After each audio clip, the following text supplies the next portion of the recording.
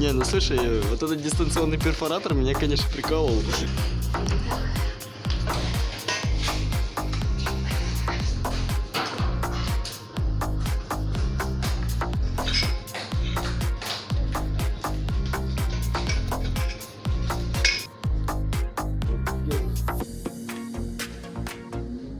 Он на месте пока.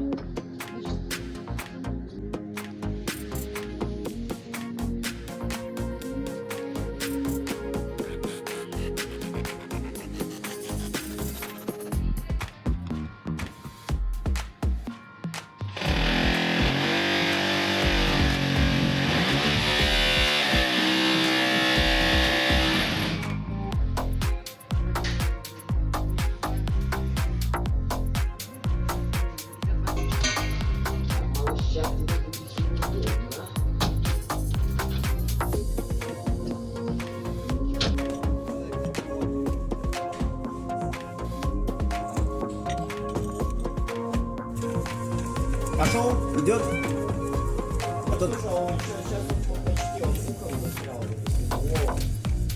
А ты можешь еще глубже засунуть и еще его вправо? Мне кажется, я застрял.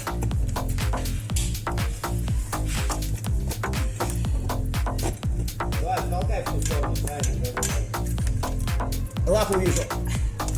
Во, есть одна! Иди сюда, иди сюда. Хорошенький. Смотрите какой. Ага. Ой.